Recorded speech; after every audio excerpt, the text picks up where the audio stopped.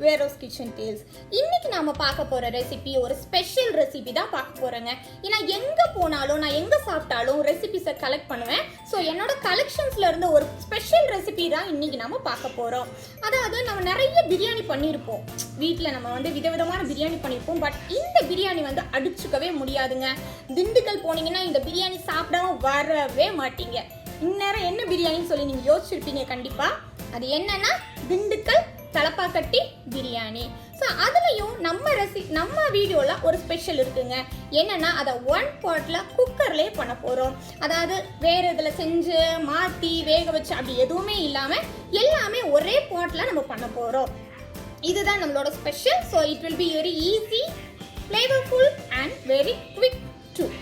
கட்டி பிரியாணி பற்றி நிறைய விஷயங்கள் நம்ம பேசிகிட்டே சமைக்கலாம். ஸோ அதுக்கு முன்னாடி வீடியோ ஃபுல்லாக பாருங்க, லைக் பண்ணுங்க, கமெண்ட் பண்ணுங்க. புதுசாக பார்க்குறவங்களா இருந்தால் மறக்காம சப்ஸ்கிரைபும் பண்ணுங்க. நான் ரெடியாக இருக்கேன், நீங்கள் ரெடியாக இருக்கீங்களா?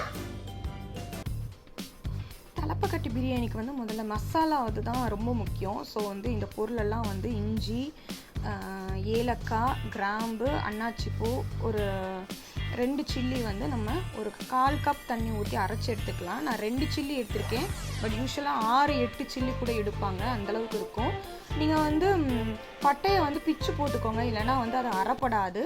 இது ஒரு 1/4 கப் மட்டும் தண்ணி ஊற்றணும், ரொம்ப இல்லை. அரைச்சி ஒரு ஃபைன் பேஸ்ட்டாக நம்ம வந்து எடுத்துக்கலாம். இந்த மாதிரி இது தனியாக வச்சுக்கலாம்.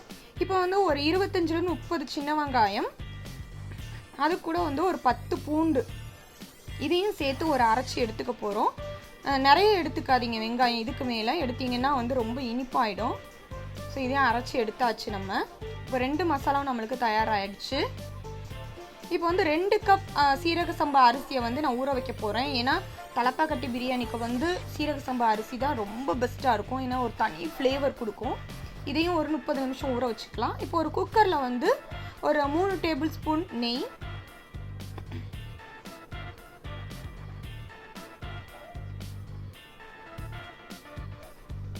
அது கூட ஒரு டேபிள் ஸ்பூன் வந்து நமக்கு ஆயில். இப்போ அரைச்சி வச்ச அந்த மசாலா, ஸ்பைசஸ் மசாலா வந்து ஃபஸ்ட்டு நான் ஆட் பண்ணிக்கிறேன். அது கூட நம்ம அரைச்சி வச்ச வெங்காயம் விழுதையும் வந்து ஆட் பண்ணிக்கிறேன். ஏன்னா இந்த ஸ்பைசஸ் நம்ம அரைச்சோம் இல்லையா, அந்த ஸ்பைசஸோட கலர் தான் அந்த தலப்பாக்கட்டியோட பிரியாணியோட கலருக்கே காரணம். பாருங்கள், அப்படியே இது வந்து எண்ணெய் பிரிஞ்சு அப்படியே வரும். நல்லா வந்து சிம்மில் வச்சு கூட நீங்கள் பண்ணலாம். ஏன்னா வந்து ஹையில் வச்சிங்கன்னா இதாகிடும். ஸோ இதுக்கப்புறம் வந்து ஒரு சின்ன தக்காளி, அப்புறம் 2-3 பிரியாணி இலை, பே லீஃப் வந்து போட்டுட்டு நல்லா மிக்ஸ் பண்ணி விட்டுக்கலாம். நீங்கள் கடையிலலாம் போய் சாப்பிடும்போது பார்த்தீங்கன்னா அவங்களோட பிரியாணிலேருந்து ஒரு பட்டையோ ஒரு கிராம்போ நம்ம எடுக்கவே முடியாது. ஏன்னா அதை எல்லாத்தையுமே நம்ம அரைச்சிருப்பாங்க. ஒரு 1/2 டேபிள் ஸ்பூன் சில்லி பவுடர். நான் வந்து சில்லி அதிகமாக நான் எடுத்துக்கலை. ஸோ நீங்கள் சில்லி உங்களுக்கு 8 சில்லி எடுத்தீங்கன்னா நீங்கள் சில்லி பவுடரே ஆட் பண்ண தேவையில்லை. தேவையான அளவுக்கு உப்பு போட்டு நல்லா மிக்ஸ் பண்ணி பாருங்கள். நல்ல கலர் உங்களுக்கு தெரியுது எப்படி கலருன்ட்டு. ஒரு 3/4 கிலோ வந்து சிக்கன் எடுத்திருக்கேன்.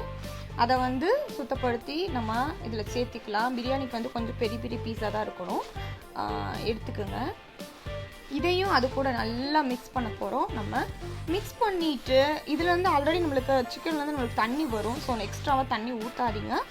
அப்படியே வந்து இதை வந்து ஒரு அரைவாசி வேகிற வரைக்கும் நம்ம வந்து என்ன பண்ணிடலான்னா அப்படியே மூடி போட்டு வச்சிடலாம். பாருங்கள், நான் வச்சுட்டு நான் மூடி போட்டு வைக்க போகிறேன் வேகிற வரைக்கும். ஸோ இப்போ வெந்தாச்சு நம்மளுக்கு. நான் வந்து எடுக்கிறேன். பாருங்கள், தண்ணி நிறையா விட்டுருக்கு. சிக்கன் வந்து பாதி அளவுக்கு வெந்தாச்சு. நம்ம வந்து இப்போ வந்து என்ன செய்ய போகிறோம் அப்படின்னா வேறு ஒன்றுமே இல்லை. உப்பு மட்டும் பார்த்துக்கோங்க, உங்களோட டேஸ்ட்டுக்கு உப்பு எப்படி இருக்குன்னு பார்த்துட்டு நம்ம இன்னும் 2-3 இன்க்ரீடியன்ட்ஸ் மட்டும்தான் ஆட் பண்ணணும். அதை நம்ம இப்போ ஆட் பண்ணிடலாம். பாருங்கள், தண்ணி விட்டுருக்கு. ஒரு 1/4 கப் தயிர், கொத்தமல்லி தழை, புதினா தழை, கொஞ்சம் மீதி வச்சுக்கோங்க. ஏன்னா கடைசியில் நம்ம குக்கரை மூடும்போது கொஞ்சமாக நம்ம கொத்தமல்லியும் புதினாவும் ஆட் பண்ணுவோம். இது நல்லா மிக்ஸ் பண்ணி விட்டு ஒரு 2 மினிட்ஸ் மட்டும் வையுங்க அடுப்பில். ஏன்னா அந்த தயிரும் அந்த இது கூட கொஞ்சம் மிக்ஸ் ஆகணும். அதுக்காக ஒரு 2 மினிட்ஸ் வச்சுட்டு தேவையான அளவுக்கு உப்பு பார்த்துட்டு, எனக்கு தேவைக்கு இப்போ உப்பு தேவை, அதனால நான் போட்டுட்டு நல்ல ஒரு மிக்ஸ் கொடுங்க. மிக்ஸ் கொடுத்துட்டு பார்த்தீங்கன்னா தண்ணி எவ்வளோ இருக்குன்னு பார்த்தீங்கன்னா எனக்கு வந்து 1 கப் அளவுக்கு இருக்குது. நான் ஒரு கெஸ் பண்ணியிருக்கேன். இது கூட சேர்ந்து வந்து நான் ஒரு 2 கப் தண்ணி வந்து ஊற்றுறேன், 2.5 கப் தண்ணி ஊற்றுறேன். ஏன்னா சீரக சம்பா அரிசிக்கு வந்து 1 கப் அரிசிக்கு 2 கப் தண்ணி ஊற்றணும். ஸோ தண்ணி ஊற்றிட்டு நம்ம கொஞ்சம் மீதி இருக்கிற கொத்தமல்லி தழை, புதினா தழை, மேலே கொஞ்சமாக 1 டேபிள் ஸ்பூன் நெய் விட்டு லாக் பண்ணி மீடியம் டு ஹை ஃப்ளேமில் வந்து 3 விசிலுக்கு வந்து நீங்கள் வச்சுடுங்க. அவ்வளோதான், நம்மளோட தலப்பாக்கட்டு பிரியாணி ரெடி ஆகிடுச்சு. பாருங்கள், செம்ம கலராக இருக்குல்லங்க.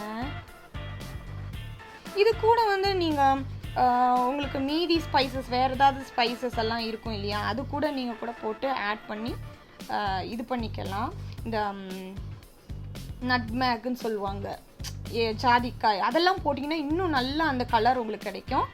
பாருங்கள், ரைத்தா வச்சுட்டு நான் அவிச்ச முட்டை அப்புறம் வந்து சிக்கன் கிரேவியோட இன்னைக்கு நான் சர்வ் பண்ணுறேன்.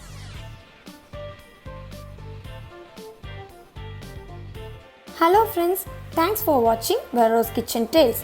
இந்த வீடியோ உங்களுக்கு பிடிச்சிருந்தா லைக் பண்ணுங்கள், ஷேர் பண்ணுங்கள், மறக்காமல் சப்ஸ்கிரைப் பண்ணுங்கள். இது போல் வேற ஒரு இன்ட்ரெஸ்டிங்கான ரெசிபியோட உங்களை மீண்டும் சந்திக்கிறேன். Until then, bye from Veronica.